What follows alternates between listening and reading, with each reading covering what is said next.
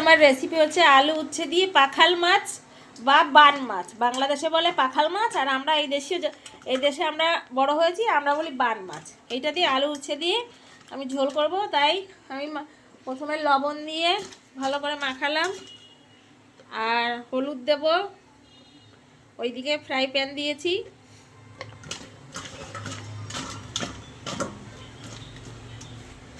তেল দিচ্ছি। সর্ষের তেল দিয়ে রান্নাটা করলে ভালো হয়, যদিও আজকাল যা রোগের কারি মানুষের হয়েছে। যেহেতু আমার আজকে রেসিপি হচ্ছে উচ্ছে আলু দিয়ে বান মাছের ঝোল, তাই আমি উচ্ছেটাকে কাটছি। এর মধ্যে যে বিচিগুলো আছে সেগুলো আমি ফেলে দিলাম, নাহলে খাওয়ার সময় কটকট কটকট করবে।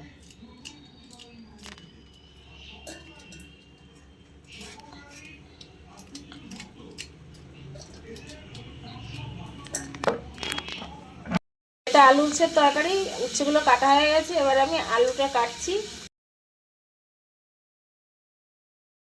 উচ্ছে যে কাটলাম দানাগুলো নেই, দিয়ে খাওয়ার সময় যে দানাগুলো লাগবে সেই দানাগুলো ফেলে দিয়েছি।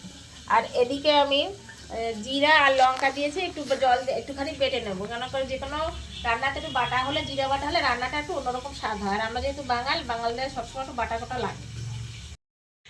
এই আমার জিরা বাটা হয়ে গেছে। কথায় আছে বাঙালিদের, বাটা হবে চন্দন তবেই হবে রন্ধন। একদম চন্দনের মতন আমার জিরা বাটা হয়ে গেছে, আর রন্ধনও আশা করি সেই রকম হবে।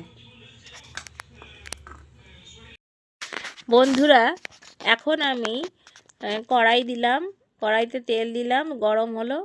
গরম হওয়ার সঙ্গে সঙ্গে আমি রাঁধুনি ফোড়ন দেব। রাঁধুনি ফোড়নের পর আস্তে আস্তে আমি উচ্ছে এবং আলুটাকে ফ্রাই করব।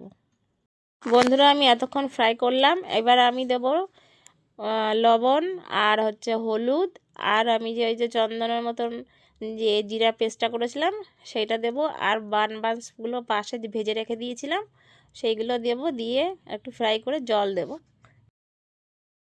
এবার আমি জল দিয়ে দিচ্ছি।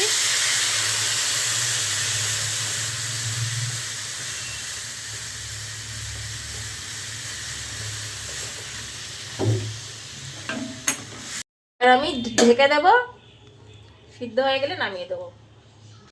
এই যে আমার গরম গরম আলু উচ্ছের তরকারি বান মাছ দিয়ে হয়ে গেছে।